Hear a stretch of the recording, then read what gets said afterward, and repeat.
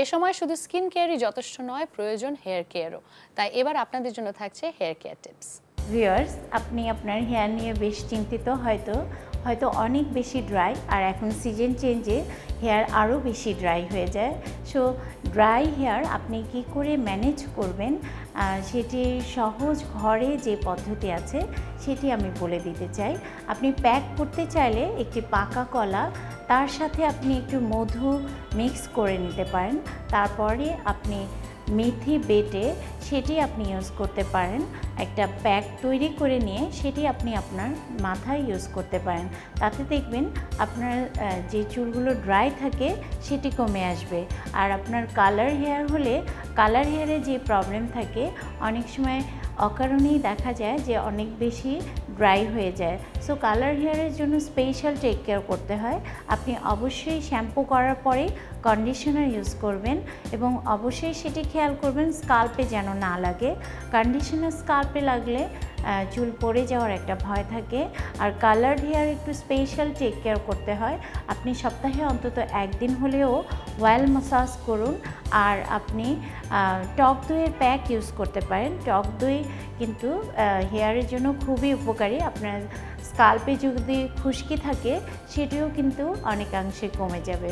সবসময় আমরা খেয়াল করব অ্যামোনিয়া ফ্রি কালারগুলো ইউজ করতে, এবং যখনই আমরা চুল ওয়াশ করব অবশ্যই ভালো ব্র্যান্ডের শ্যাম্পু ইউজ করব।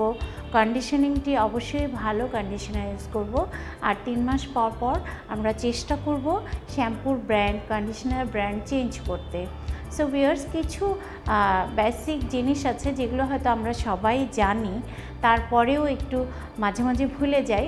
জাস্ট মনে করিয়ে দেবার জন্য যে অবশ্যই আমরা সপ্তাহে একদিন অয়েল ম্যাসাজ করব।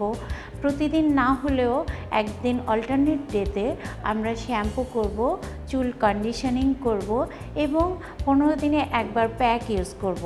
সম্ভব হলে পার্লারে গিয়ে আমরা হেয়ার স্পা করব। হেয়ার স্পা কিন্তু চুলকে অনেক স্মুথ করে দেয়, সুন্দর করে দেয়, সফট করে দেয়, শাইনিং করে দেয়। আর আমরা অনেক সময় স্ট্রেট হেয়ার লাইক করি, সেজন্য আমরা রিবন্ডিং করে থাকি। আমরা যখন রিবন্ডিং করব আমরা খেয়াল করব সেটি যেন অবশ্যই হার্বাল মেডিসিন ইউজ করে, সেই ধরনের মেডিসিন দিয়েই আমরা রিবন্ডিং করাতে।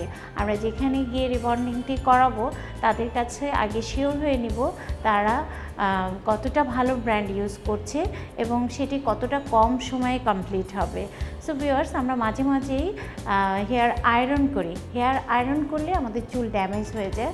সো আমরা অবশ্যই আয়রনের আগে হেয়ার সিরাম ইউজ করে নিব, তাতে ড্যামেজটা কম হবে। আমার মনে হয় ভিউয়ার্স, অল্প কিছু হেয়ারের এই সলিউশনগুলো আপনাদের অনেক কাজে দেবে। নেক্সট টাইমে আবার দেখা হবে। ভালো থাকবেন।